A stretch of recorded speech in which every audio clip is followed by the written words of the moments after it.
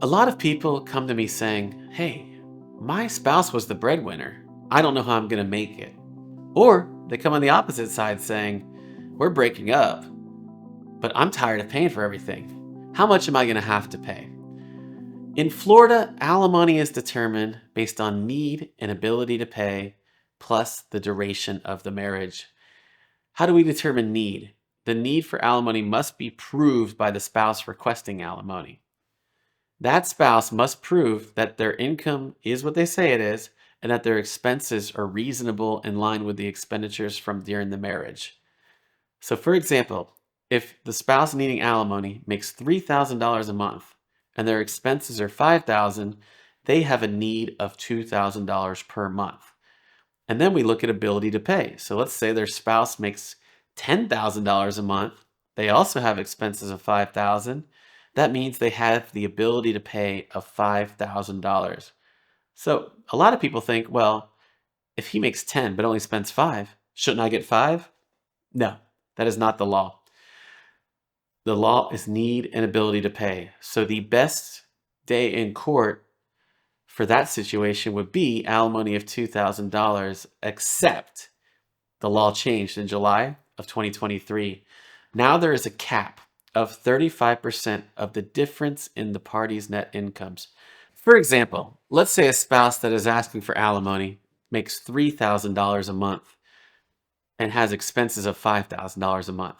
Their need is $2,000 per month. And let's look at their spouse. Their spouse made $6,000 per month and has expenses also of $5,000 per month. Their ability to pay is $1,000 per month. So we take the need of $2,000 and the ability of $1,000. Well, the paying spouse can't pay more than they can afford, so the alimony would be $1,000. But wait, there's more, just like the ShamWow guy. As of July 2023, Florida changed its law to institute a cap of 35% of the difference in the net incomes of the parties. So in the example we've been operating on, we have the one spouse who makes $3,000 a month and the other makes $6,000.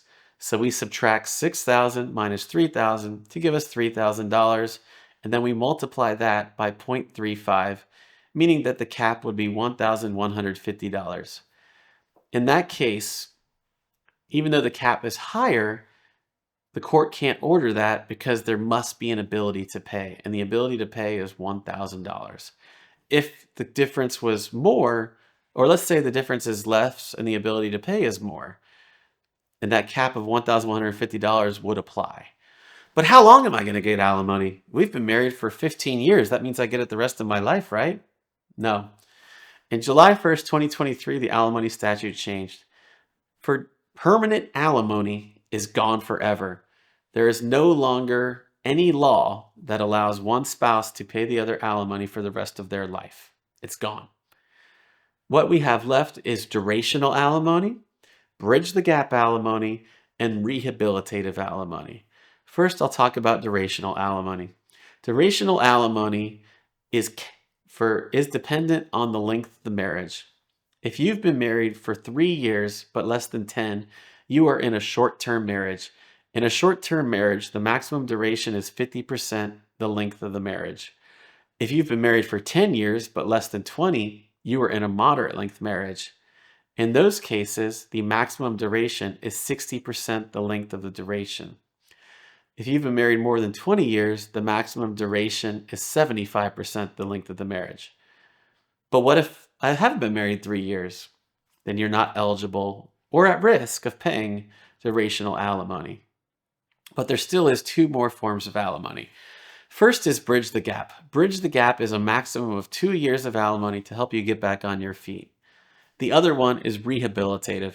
Rehabilitative alimony is very rare, and quite frankly, I will never let my clients do it. Rehabilitative alimony requires an action plan. And this plan must be followed to the letter or the alimony stops. So for example, let's say you're currently in online school at the University of South Florida and you're a sophomore. You must say, I'm going to take these classes this semester and I'm going to graduate on this date. But then you get sick or something happens where you have to miss a semester. Alimony terminates immediately because you violated the plan. Because of this, I don't let my clients do rehabilitative alimony, but it is an option. When it comes to alimony and finances in general through a divorce, it's very scary. Call a lawyer that knows what they're doing and can help you make sure that you get the maximum benefit, or if you're the spouse that makes more money, to make sure you're protected as much as possible. Alimony can be modified or terminated based on the following things. To modify alimony, you have to allege and prove that there has been a substantial material change, either in the receiving spouse's need or the paying spouse's ability to pay. Let's say, for example, you're a carpenter making $100,000 a year at the time of divorce, and you get injured and you can no longer work in the field as a carpenter. Therefore, you take an office job making 40 or 50,000, and you simply can't afford the alimony anymore. You can file to modify your alimony to reduce that alimony to what you can afford, maybe even $1. If you're on the receiving side and you notice that your former spouse rather, is posting pictures of lavish cruises, vacations at the Grand Floridian, and you say, hey, how do they have all this extra money? You can file based on their increased ability to pay. You can also file based on your increased need. Inflation is real. A two-bedroom apartment used to cost $1,300. Now it costs $2,100 for the same community in the same unit. You can file to modify alimony based on your increased need or the other side's increased ability to pay. What about terminating alimony? Alimony terminates on the death or remarriage of either party.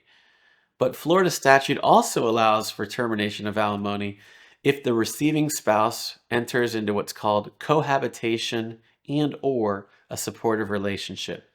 For example, you're paying your ex-wife alimony, and you can't help but notice that your kids keep talking about someone named Jody. It turns out your wife is now living with Jody, and he's paying all the expenses. It's not fair that you, as a former spouse, should have to pay those expenses. And you're right. You can file to modify or terminate alimony based on a reduced need, a supportive relationship, or if she remarries, again, then it automatically terminates, or if either one of you passes away. Call a lawyer that is experienced with alimony cases and will help. Yeah, a lot of high net worth individuals ask, what can I do to protect my assets, to protect my income? And there are a myriad of ways to protect income. For example, you can set up S Corps or LLCs and pay yourself through that LLC. This allows you to write off expenses that an individual can never typically write off. Always speak with a CPA to make sure that you're doing everything above board. Further, you're allowed to set up accounts for your children. Those accounts can be used for their expenses and their expenses only, and these accounts are often pre-tax, but they come with very strict limitations. By putting money directly into those accounts, instead of taking account money home as paychecks, you can actually pay the same expense, be it private school, tutoring, extracurriculars, just as long as it's something for the kids. There are creative strategies to use that account to reduce the appearance of your income. You can also set up a trust to protect assets, especially if it's an irrevocable trust.